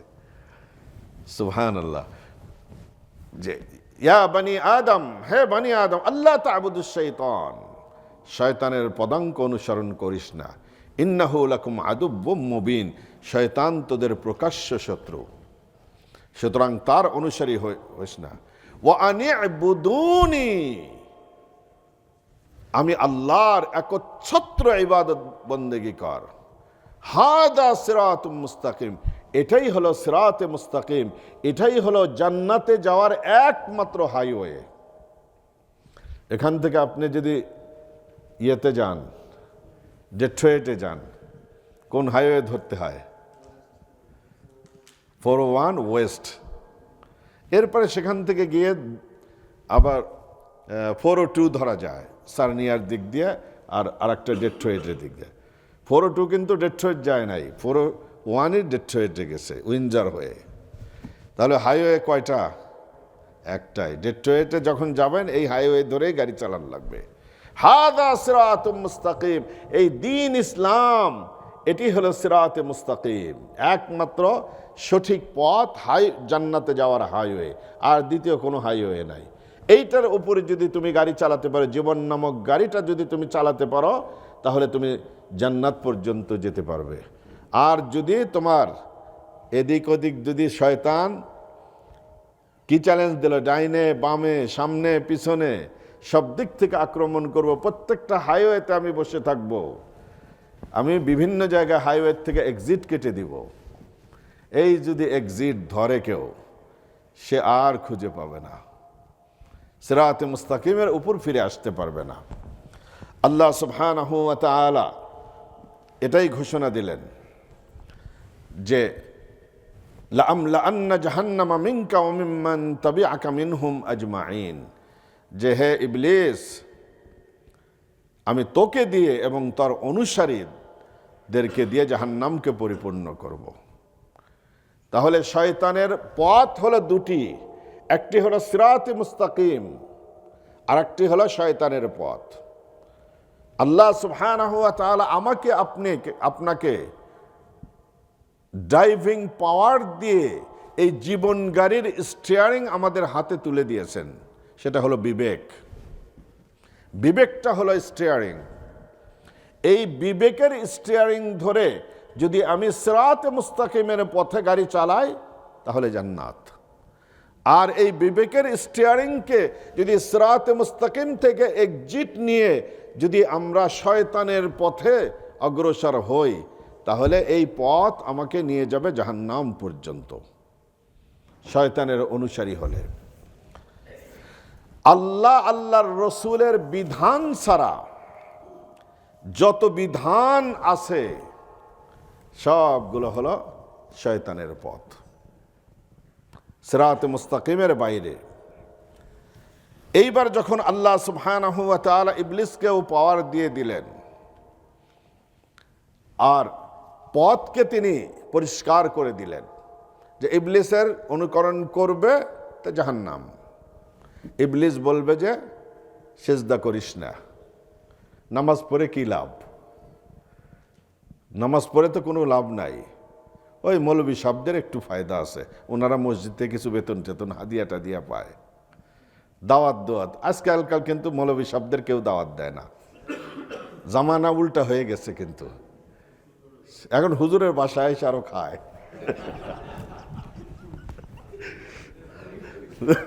উল্টা হয়ে গেছে জমানা। তো দেখেন, সে তার বেনিফিট আছে নামাজের মধ্যে, আমরা তো কিছু পাই না, আমাদের বেনিফিট নাই। শয়তান এভাবে ওয়াসওয়াসা দিবে আপনাকে।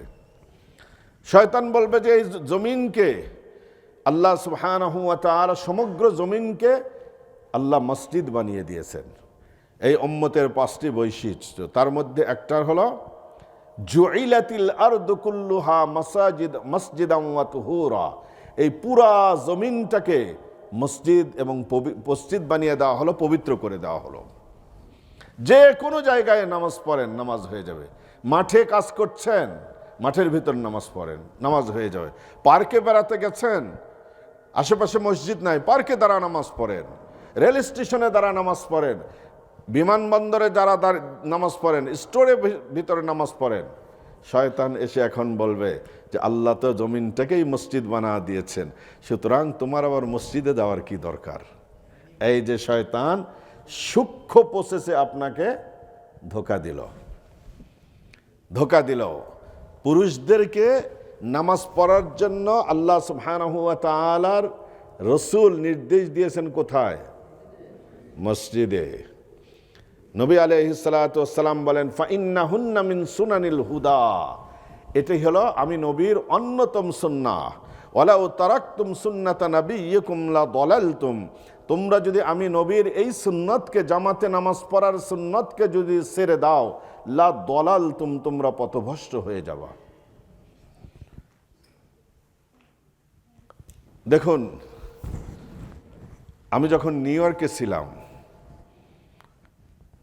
মসজিদের এক ব্লক পরেই একজন ওভার বুজুর্গ একটা ইয়ং ছেলে ছিল।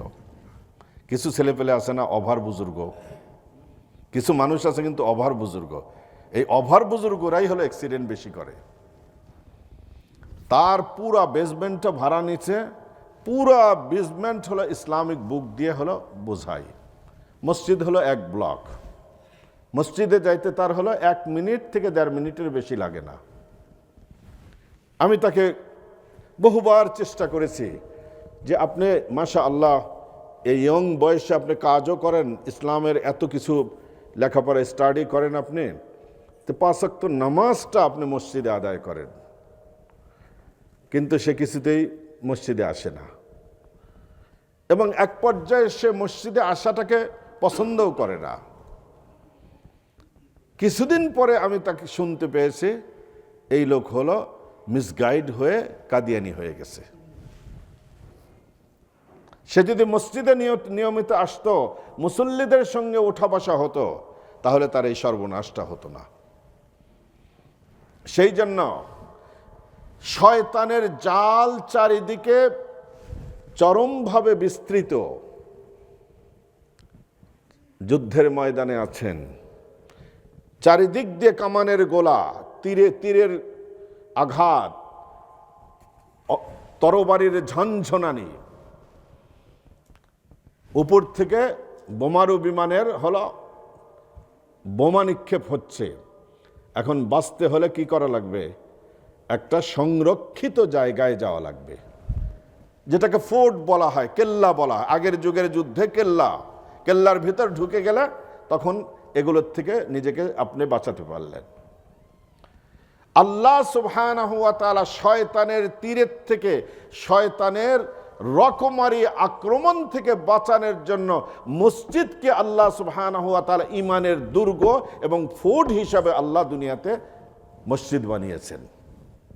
এখানে আসলে শয়তানের আর ওয়াসওয়াসা থাকবে না, শয়তানের তীর আর নিক্ষেপ করতে পারবে না। দেখেন, বাস্তবতার দিকে খেয়াল করে দেখেন, একজন মানুষ একদম অ্যালকোহলিক হয়ে গেছে, অ্যালকোহল ছাড়া সে থাকতেই পারে না, নেশা হয়ে গেছে, তার পকেটের মধ্যে অ্যালকোহলের বোতল, সে মসজিদে নামাজের জন্য আসছে।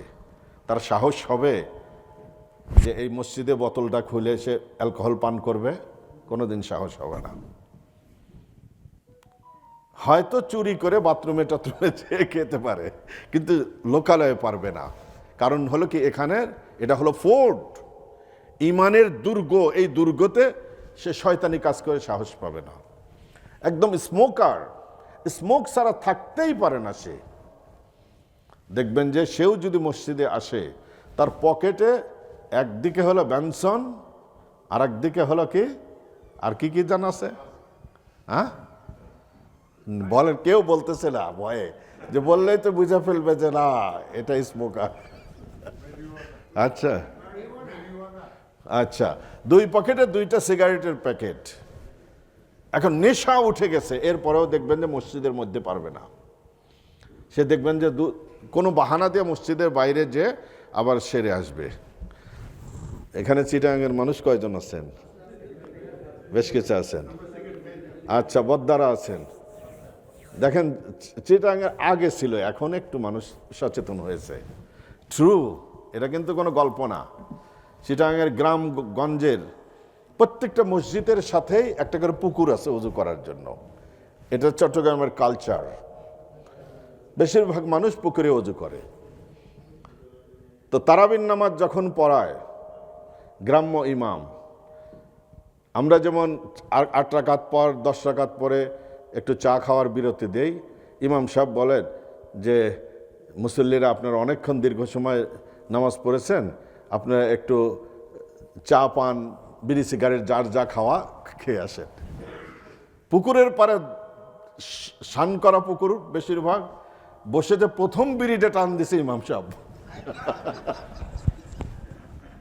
আমি নিজ চোখে দেখছি, এটা গল্প না। তো বিড়ি খাওয়ার হলো, সিগারেট খাওয়ার হলো, সিগারেট পান করার হলো ব্রেক এটা। তো দেখবেন যে মসজিদের মধ্যে কিন্তু ইমাম সাহস পায় নাই, ওই বাইরে যেতে হয়েছে। কারণ হলো এটা হলো ইসলামের দুর্গ। এই দুর্গে কোনো শয়তানি কাজ করা সম্ভবপর হয় না। এই জন্য নিজের ঈমানকে যদি বাঁচাতে চায়, মসজিদের সাথে সম্পৃক্ততা লাগবে। মসজিদ থেকে দূরে সরে যাবেন, শয়তানের খপ্পরে পড়ে যাবেন। শয়তান একদিক থেকে আক্রমণ করে না, মিন বাইনি আইদিহিম ওয়া মিন খালফিহিম ওয়া আন আইমানিহিম ওয়া আন শামাইলিহিম। সামনের দিক থেকে, পিছনের দিক থেকে, ডান থেকে, বাম থেকে, অর্থাৎ সর্বদিক দিয়ে আক্রমণ করে। আর শয়তানু ইয়াজরি মাজরাদ দাম। আর শয়তানকে আল্লাহ সুবহানাহু ওয়া তাআলা এমন পাওয়ার দিয়েছেন, আপনার রগে রগে যেমন রক্ত, প্রতিটি ভেন আর রগের ভিতর, কথা না বললে ভালো হয়, রগের ভিতর দিয়ে যেমন রক্ত চলাচল করতে পারে, আপনার বডির প্রতিটি ইঞ্চি ইঞ্চি জায়গা শয়তান বিচরণ করতে পারে। আল্লাহ শয়তানকে সেই পাওয়ার দিয়ে দিয়েছেন। শুধু এখানে না, দূর থেকে শয়তান আপনার অন্তরের ভিতর ওয়াসওয়াসা সৃষ্টি করতে পারে। আদম আলাইহিস সালাতু ওয়াস সালামকে যে ওয়াসওয়াসা দিয়েছিল, আল্লাহ তো তাকে বেরিয়ে করে দিয়েছেন জান্নাত থেকে, তাহলে ওয়াসওয়াসা দিল কেমনে? সে বাইরের থেকে, জান্নাতের বাইরের থেকে জান্নাতের ভিতরে পর্যন্ত ওয়াসওয়াসা সৃষ্টি করেছিল। সুতরাং শয়তানের জাল থেকে বাঁচা এত ইজি না। এর জন্য আপনার জন্য ঢাল হলো আল্লাহর রসুলের সুন্নাহ। আল্লাহর রসুলের সুন্নাতের ঢাল যদি হাতে নেন, শয়তান যত বড় তীর নিক্ষেপ করো, আপনার গায়ে এই তীরের আঘাত লাগবে না।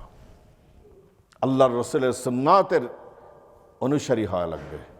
আজকে যে সুন্নাত আমাদের সমাজ থেকে, পরিবার থেকে, ব্যক্তি জীবন থেকে সুন্নাত বিদায় নিয়েছে। সুন্নাত যখন কিয়ামতের আগে, যখন সমস্ত আমল উঠে যাবে, প্রথমে ফরজ উঠবে না, প্রথম হলো নওয়াফেল উঠে যাবে। মানুষ নফল ইবাদত করবে না। এরপরে আস্তে আস্তে মানুষ সুন্নত ছেড়ে দিতে থাকবে। যেমন এখন হয়েছে, এখন দেখবেন যে কেউ তেমন মানুষ সুন্নত পড়ে না। দেখেন জুমার নামাজের পরে কয়জন মসজিদ, ফরজ নামাজের পরে যে সুন্নত আছে এইটার মধ্যে কোনো ইখতিলাফ নাই। আগেরটার মধ্যে ইখতিলাফ থাকতে পারে, কিন্তু পরেরটার মধ্যে ইখতিলাফ নাই।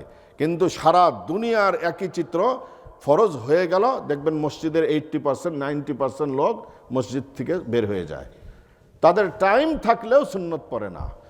সুন্নত যখন মানুষরা ছেড়ে দেবে, আস্তে আস্তে তারা ওয়াজিব ছাড়তে শুরু করবে।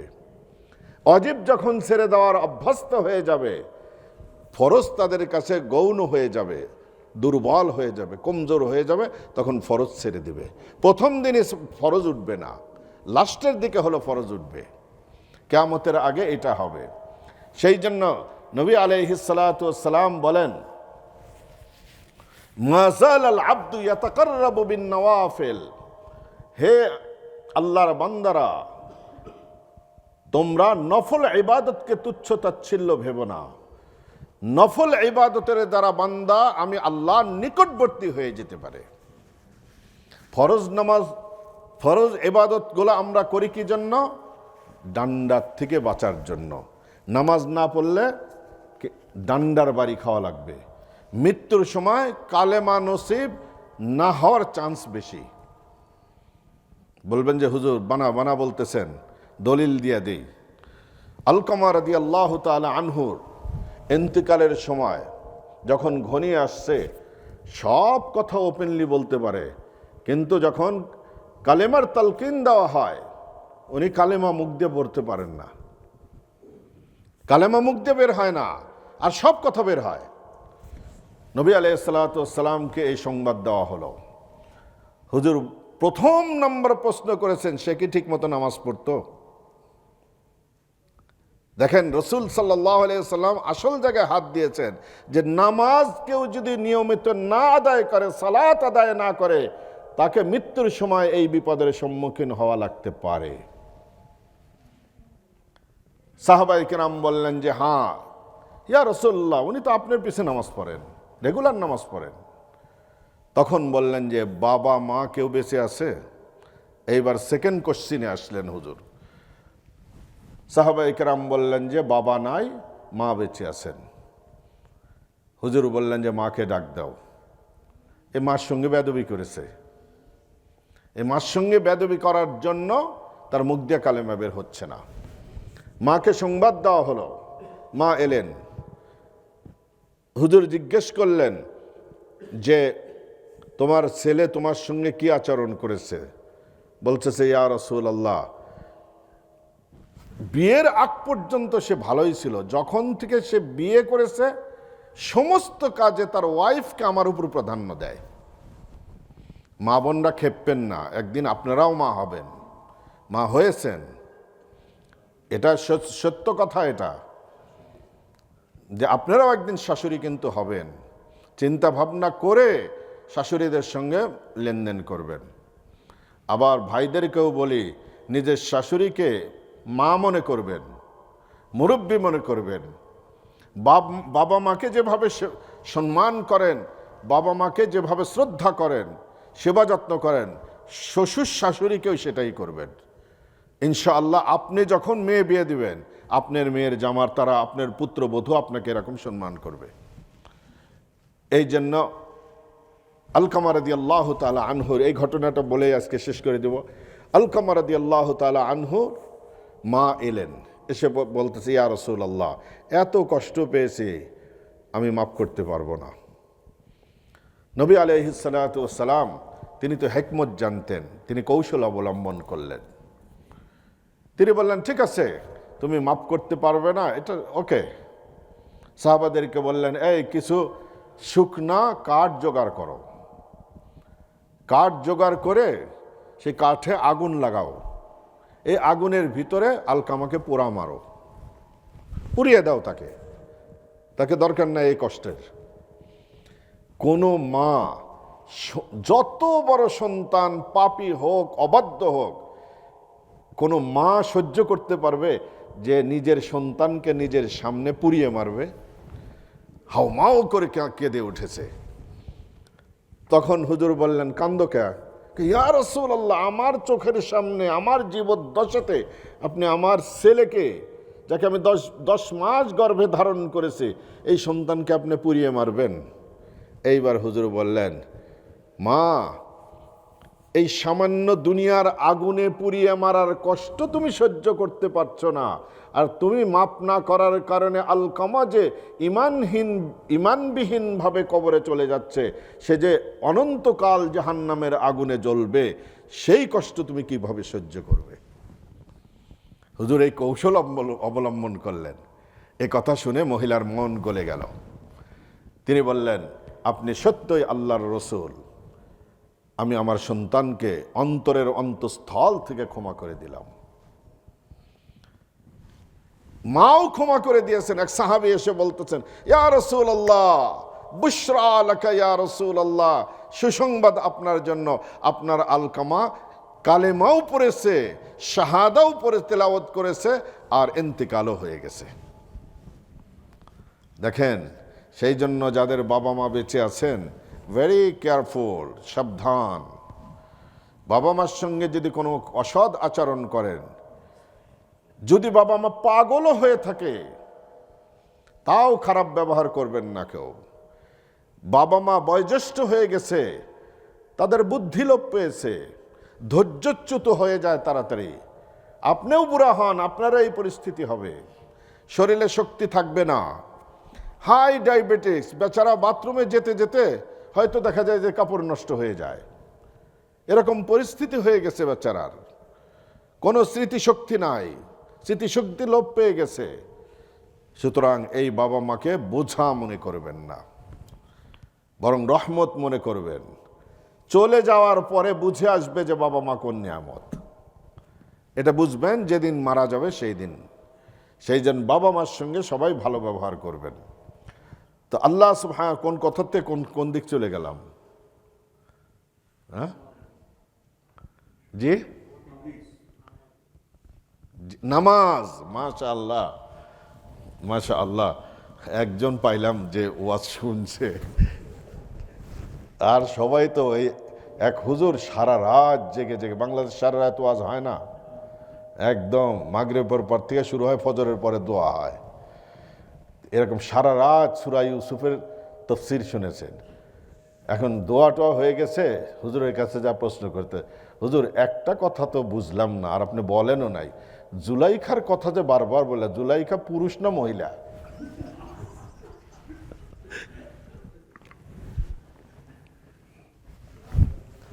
সুবহানাল্লাহ। আর এক হুজুর, তাকে আশুরার 10 তারিখে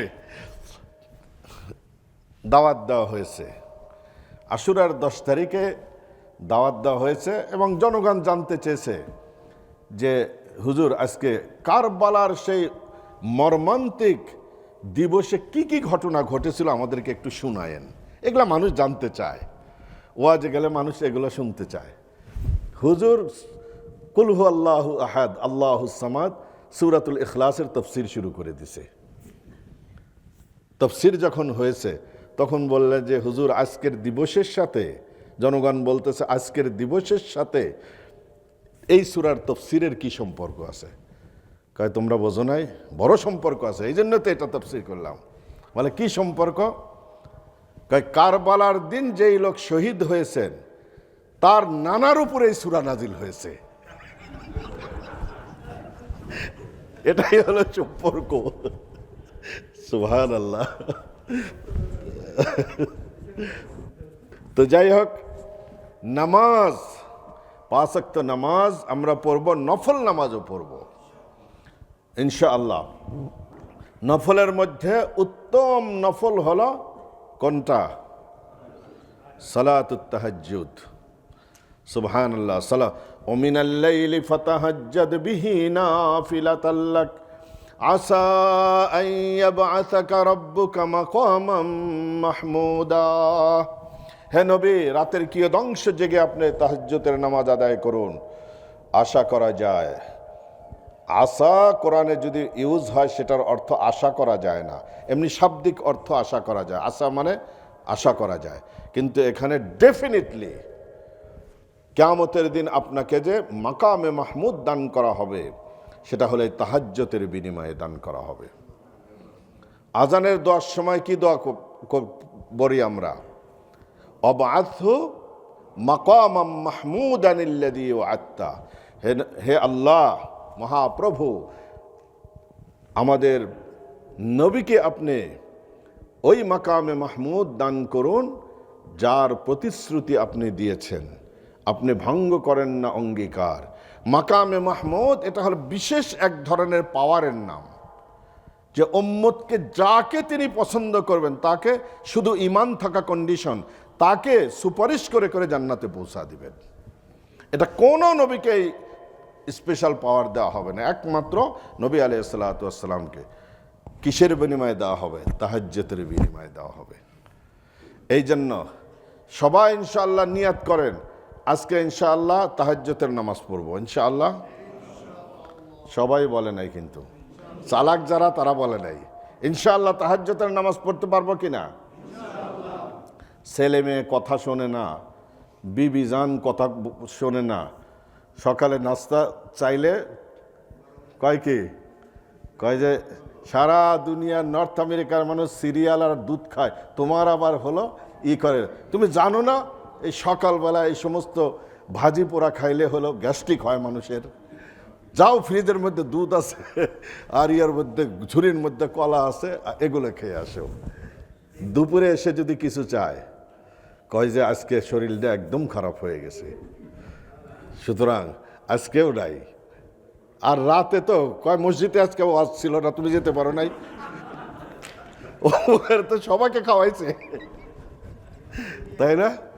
আর মাশাআল্লাহ কিছু কিছু বোনরা এমন আছেন, মাশাআল্লাহ, ওর মধ্যে আমার বিবিও পড়েন। সকালবেলাও 4-5 রকমের নাস্তা, শরীরের গতি দেখা বোঝেন না। এই মহিলাটা যদি একটু সংযমী হতো, কম টম খাওয়াতো, তাহলে তো আমার বডিটা একটু ঠিক হয়। তো আলহামদুলিল্লাহ, তারা দেখবেন সকালেও খাবার রেডি, দুপুরেও কয়েক রকমের খাবার। এটা আল্লাহর নেয়ামত। অবিডিয়েন্স এবং লাভলি ওয়াইফ পাওয়া, এটা আল্লাহর পক্ষ থেকে এক নেয়ামত। সুবহানাল্লাহ। অনেক বিবি এরকমও আছে, স্বামীদেরকে নিজ হাতে তুলে বুড়াকালেও খাওয়া দেয়। আল্লাহ সুবহানাহু ওয়া তাআলা এরকম বিবি, এরা হলো রিয়াল হলো অবিডিয়েন্স। মাশাআল্লাহ, অনেক হাজব্যান্ডও এরকম আছে, এসে প্রথমে বিবির কথা জিজ্ঞেস করে, তুমি খেয়েছো? সারাদিন তো খালি রান্নাই করলো, নিজে কিছু খাইছো কিনা? শুধু নিজে খেয়ে চলে গেল এরকম না, এরকম বিবিদেরকেও জিজ্ঞেস করবেন। সন্তানাদি, এখনকার ছেলে মেয়ে হলো কি, সব হলো ডিজিটাল ছেলে মেয়ে, সব বোঝেন তো, ম্যাজিক জ্যাক এগুলা ছেলে মেয়েগুলা। ডিজিটাল ছেলে মেয়ে মানে হলো কি, দেখবেন যে রাত আপনি বাবা মা হলো লিভিং রুমে বসে আছে, এগুলো উবার ফুডে হলো খাবারের অর্ডার দিছে, উবার ফুডের খাবার ডেলিভারি করে দিয়ে গেল, মাশাআল্লাহ, বাবা মার চোখের সামনে দিয়ে উপরে নিয়ে ওর রুমেও খাইল। এগুলা হলো ডিজিটাল ছেলে মেয়ে। বাবা মাকে জিজ্ঞাসা করে না যে তোমরা আসো একসাথে খাই। এরা অবিডিয়েন্স না ডিসঅবিডিয়েন্স? দেশের থেকে দাদা আসছে, নানা আসছে, দাদি আসছে, নানি আসছে, দেখবেন যে কোনো খবরই নেই, ও আর রুমে বসে কম্পিউটার টিপতেছে। এদিকে হলো 5 বছর পরে দাদা দাদি এসে লিভিং রুমে উপস্থিত হয়েছে। বড় গালাগালি করে যদি তাদেরকে নামানো যায়, এসে hi hi how are you, একটু ইটি দিয়ে আবার ওর জায়গায় পৌঁছে গেছে। সুবহানাল্লাহ। আপনারা আমরা আমাদের জীবদ্দশাতে, আমি দাদাও দেখি নাই, দাদিও দেখি নাই, নানাও দেখি নাই, আমি শুধু নানিকে দেখছি। আরে নানির কাছে কে শুভ, এই নিয়ে ভাই ভাই আমরা মারামারি করেছি যে নানির কাছে কে শুভ, নানির হাতে কে খাবো, এইটা নিয়ে আজকে সেই জিনিসগুলা উঠে গেছে। সুতরাং অবিডিয়েন্ট চিলড্রেন পাওয়া, এটাও হলো আল্লাহর রহমত। বুকে হাত দিয়ে বলেন, কয়দিন সেজদায় পড়ে সন্তানের হেদায়েতের জন্য কেঁদেছেন? কয়দিন ছেলে মেয়ে দিনদার হওয়ার জন্য সেজদায় পড়ে কান্না করেছেন? আবুল হাসান আলী নদভী রহমতুল্লাহ আলাই, গত শতাব্দীর ইসলামী আকাশের উজ্জ্বল নক্ষত্রের মাঝে একজন হলেন শেখ আবুল হাসান আলী নদভী রাহিমাহুল্লাহ। আরব আজম সবার কাছে হলো সমাদৃত। কতটুকু জনপ্রিয়, তিনি রমাদানের 27 তারিখে ইন্তেকাল করেছিলেন। আমি তখন ইজিপ্টে ছিলাম। ওনার ইন্তেকালে সৌদি গভর্নমেন্টের পক্ষ থেকে হারামাইন শরীফাইনের ইমামদেরকে নির্দেশ দিয়েছেন যে হারামাইন শরীফাইনে যেন আজকে আবুল হাসান আলী নদভী রহমতুল্লাহ আলাইহির গায়বানা জানাজা হয়। সৌদি গভর্নমেন্ট ইন্ডিয়ান গভর্নমেন্টের কাছে আপিল করেছিল যে আপনারা যদি ওনার ডেড বডি দিয়ে দেন, আমরা এনে জান্নাতুল বাকিতে ওনাকে দাফন করতে চাই। কিন্তু উনি ওসিয়ত করে গিয়েছিলেন, আমার যেখানে ইন্তেকাল হবে সেখানে আমাকে দাফন করবা। তাহলে সাধারণ মানুষ নাকি অসাধারণ ব্যক্তি? তিনি মা যতদিন পর্যন্ত বেঁচে ছিলেন তার নিজের মুখে আমি শুনেছি এক বয়ানে, চট্টগ্রামে দারুল মাআরিফ নামে একটা মাদ্রাসা আছে, শেখ সুলতান যোগ তিনি এই মাদ্রাসার প্রতিষ্ঠাতা। সেই মাদ্রাসায় একবার আসছিলেন, উনি প্যারেন্টসদেরকে সম্বোধন করে কথা বলছিলেন যে আমার মা যতদিন জীবিত প্রত্যেক দিন রাতে তাহাজ্জুদের পরে সিজদায় পড়ে আমার নাম নিয়ে নিয়ে আমার হেদায়েতের জন্য, আমার ইলমের জন্য, আমার কল্যাণের জন্য আমার মা সিজদায় পড়ে দোয়া করেন। আমি আমার মায়ের দোয়ার ফসল, উনি বলেছেন। ইমাম আহমদ ইবনে হাম্বল রাহিমাহুল্লাহ, এমনি ইমাম আহমদ ইবনে হাম্বল রাহিমাহুল্লাহ হয়েছেন, তার বাড়ির থেকে জামে মসজিদের দূরত্ব ছিল হলো 4 থেকে 4.5 মাইল। ইমাম আহমদ ইবনে হাম্বল রাহিমাহুল্লাহর মা জননী কনকনা শীতের ভিতরে শেষ রাতে সন্তানকে উঠিয়ে অজু করিয়ে নিজের কাপড় দিয়ে পেঁচিয়ে এই বৃদ্ধা মহিলা সন্তানকে নিয়ে 4 মাইল দূরে হলো ফজরের নামাজে তিনি জামাতে জয়েন করার জন্য সন্তানকে নিয়ে যেতেন। নামাজ শেষে মসজিদে হাদিসের দর্শে বসাতেন। এমনি আহমদ ইবনে হাম্বল রাহিমাহুল্লাহ তিনি আহমদ ইবনে হাম্বল হয়েছেন। জুনায়েদ বাগদাদি রাহিমাহুল্লাহ আল্লাহর শ্রেষ্ঠ ওলিদের মধ্যে একজন, জীবদ্দশাতে মা অসুস্থ হয়ে গেছেন, ডাক্তাররা বলেছেন যে ফ্রেশ ওয়েদারের দরকার তার। তিনি এই বৃদ্ধা মাকে কাঁধে করে কয়েক মাইল পথ চলে প্রত্যেক দিন বিকালে তিনি দাজলার পারে তিনি নিয়ে যেতেন কাঁধে করে, আবার দাজলার পার থেকে তিনি নিয়ে আসতেন। এমনি এমনি জুনায়েদ বাগদাদি হয়েছে, এগুলো হলো মায়ের দোয়া।